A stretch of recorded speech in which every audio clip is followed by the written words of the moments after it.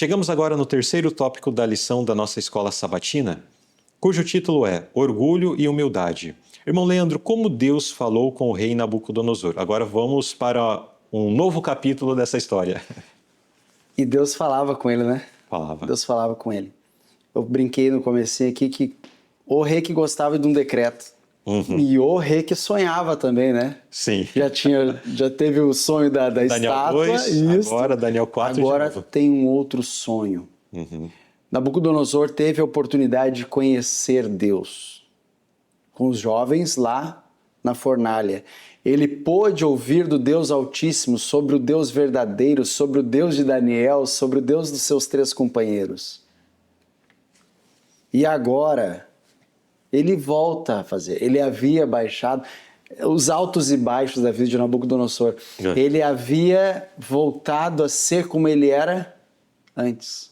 O orgulho estava voltando ao seu coração de tal modo que Deus estava ficando como? Se enchendo já disso. Né? Então Deus agora vem e manda um sonho para Nabucodonosor.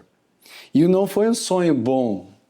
Nabucodonosor já estava com aquele sentimento já de perturbação, porque ele sonha aqui, né, uma grande árvore que é cortada, que é amarrada, e aquilo perturba ele, porque ele não sabia dar o quê? A interpretação, ele não sabia o que queria dizer aquele sonho que ele teve durante essa noite. Ele não sabia explicar, e aí automaticamente ele já chamava todos os sábios do reino. Manda entrar todos os sábios, magos, vamos lá, os bruxos. Quem vem aqui me falar, eu quero que entre aqui nessa sala e me diga. Né? É interessante que nessa ocasião agora ele conta o sonho, né? Mas mesmo assim, todas essas pessoas não conseguem dar a interpretação. Sonho. E aí a coisa pega preço, né? E esse rei ambicioso e altivo, ele se sentiu novamente, aqui na nota fala, não é de surpreender que um monarca vitorioso, tão ambicioso e altivo, se sentisse tentado a se desviar do caminho de humildade, que é o único que leva à verdadeira grandeza. E é interessante que, qual era o orgulho dele? O maior orgulho que ele tinha era a Babilônia. Havia construído aqueles jardins suspensos. Áreas extraordinárias. Babilônia era uma das maravilhas antigas do tempo antigo. E aqueles jardins eram um negócio de outra geração, era muito à frente do seu tempo. Né? Então isso se enchia o coração de Nabucodonosor de orgulho. E esse orgulho ele não rendia a Deus. Essa sabedoria ele não dava a Deus. Ele puxava todas para si. Olha o que eu construí, olha o que eu formei. E isso é o ego, né? Que ego tinha Nabucodonosor. Muito inflado. Mas muitas vezes Nabucodonosor tinha ainda a Babilônia, né? Muitas vezes nós não temos lá muita coisa. E o ego é do tamanho do ego de Nabucodonosor. Quando finalmente chamaram Daniel para interpretar o sonho, que conselho ele deu ao rei? Finalmente Daniel é trazido, né, à presença do rei. Qual foi o conselho, a interpretação e o conselho que ele deu aqui ao rei? Eu fico me perguntando por que Daniel já não veio primeiro. Por que o rei já não introduziu Daniel de chegada? Eu acredito que Daniel incomodava um pouco o rei. Né? Daniel via as coisas erradas que Nabucodonosor fazia e ele ia lá, rei, lembra-te, né? Porque Daniel era um dos conselheiros desse rei. Sim. Ele era o mais sábio do reino. Era quem tinha nós não vimos isso, nós não comentamos, né? O diferencial dele para os seus 3 amigos é que ele sonhos e visões. Deus lhe deu nessa capacidade de interpretar sonhos e visões. Esse dom de interpretar os sonhos e as visões. E já chega, né? Nabucodonosor conta, Daniel, é assim, assim, assim o sonho que eu tive. Me fala aí a resposta. Daniel diz no relato bíblico, um pouquinho antes aqui, né? Que ele precisa de um tempo para assimilar a interpretação. Porque ele sentiu, ele sabia o que era. Né? E aí no verso 19 do capítulo 4 ele fala, rei, que essa profecia, que esse sonho, que essa interpretação não fosse para ti. fosse para os teus inimigos. Uhum. Mas não era. Era para Nabucodonosor. É para ti, ó rei. E aí ele dá a interpretação ao rei. A árvore quem era? Nabucodonosor. Nabucodonosor. Grande, esplendorosa, chegava até os céus, todo mundo via por toda a terra. Uhum. Mas precisou ser Cortada. por causa do seu orgulho. Cortai a árvore, destruía, mas o tronco com as suas raízes deixai aonde? Na terra. Então ela não seria morta de um todo. Ela Brotaria, seria cortada, né? ela brotaria, Uhum. né? Então ela seria cortada. E aqui vem continuando assim. E atuada com cadeias de ferro, seria presa de bronze na erva do campo. E seja molhado o orvalho do céu, e a sua porção seja com os animais do campo, até que passem sobre ele o quê? 7 tempos. 7 anos. Uhum. Para Nabucodonosor. E aí então ele dá a interpretação.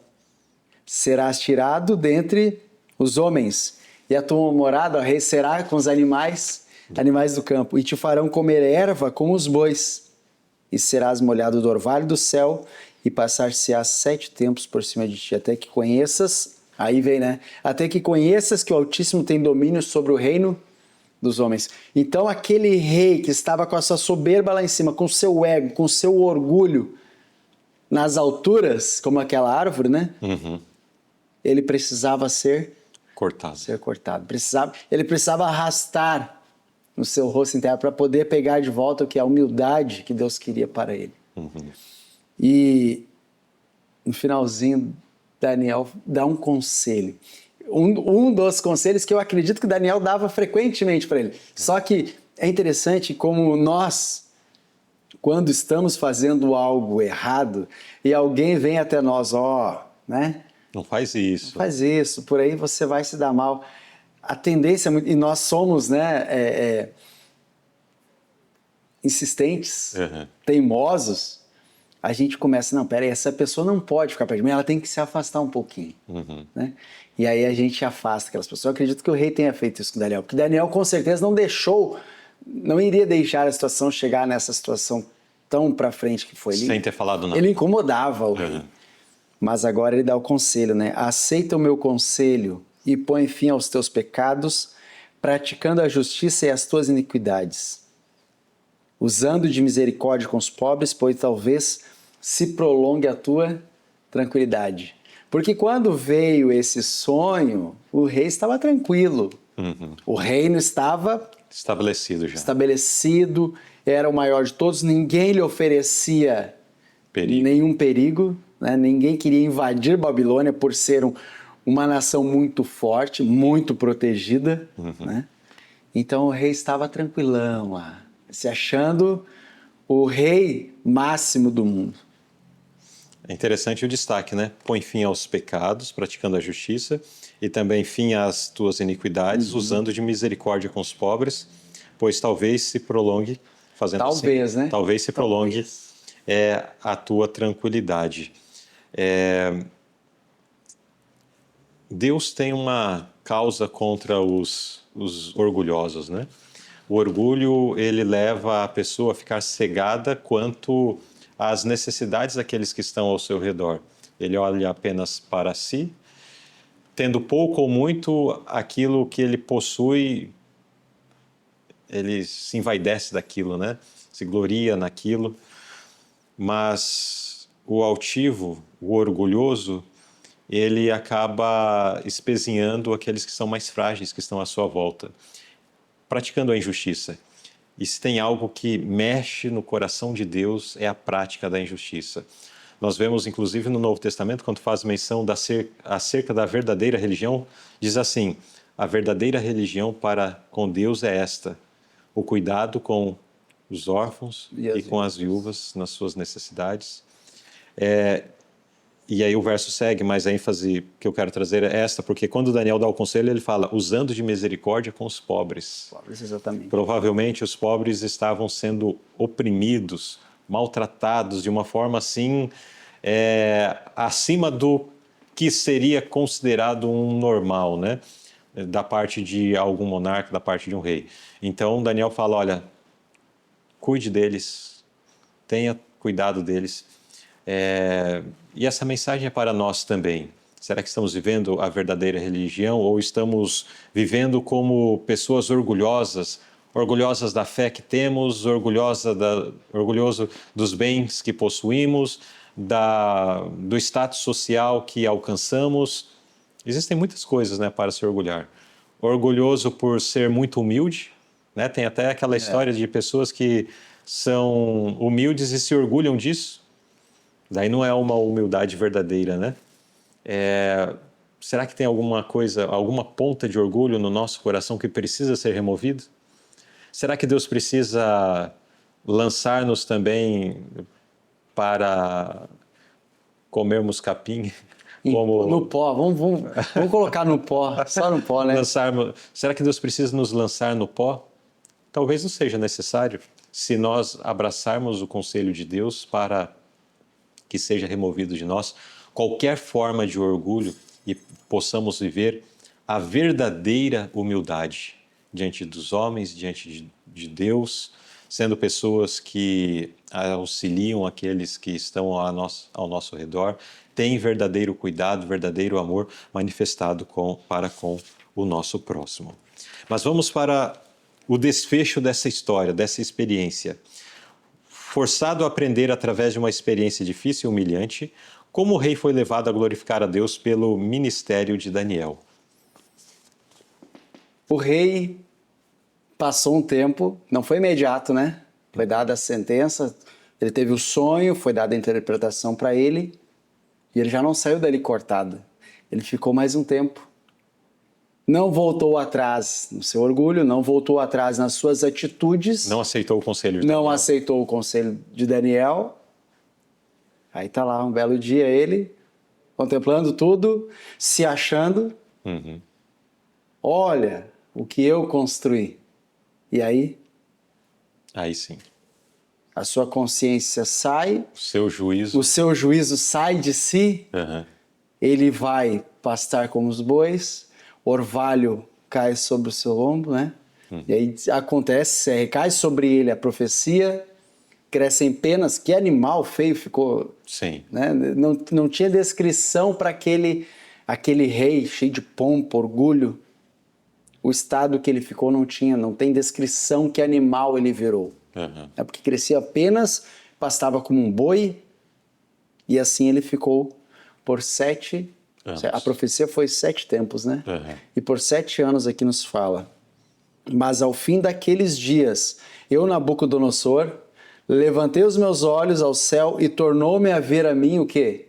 O entendimento. E eu bendisse o Altíssimo e louvei e glorifiquei ao que vive para sempre, cujo domínio é um domínio sempiterno e cujo reino é de geração em geração.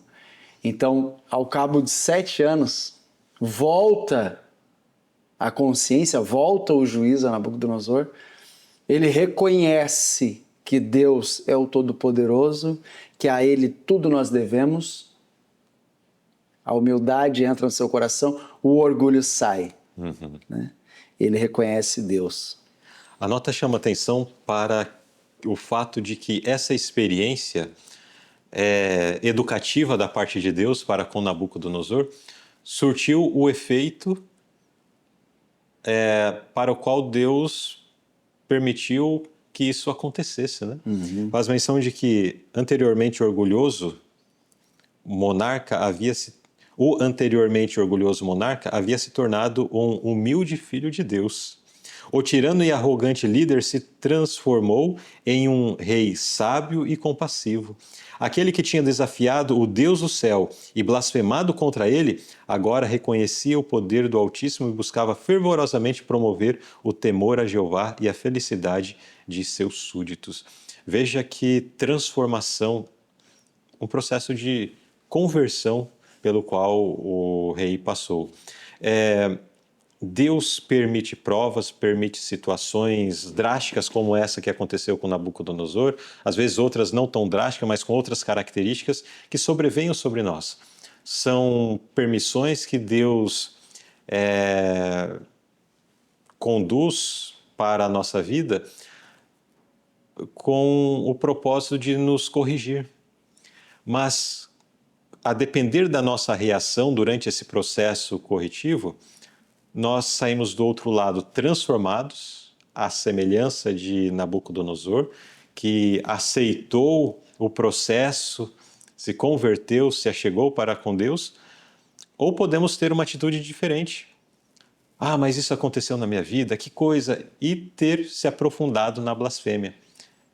Essas são escolhas que nós tomamos ao longo da nossa vida. Quando passamos por uma prova, por uma dificuldade, por uma situação complicada de saúde, enfim, situações são as mais variáveis possíveis e inimagináveis que podem acontecer nas nossas vidas. Mas como que nós estamos reagindo a essas situações que sobrevêm à nossa vida? Será que com sabedoria, aceitando-as como corretivas da parte de Deus e permitindo-se ser transformado, moldado, ou de uma forma diferente? Então essa lição, esse tópico, fecha com esse apelo para nós.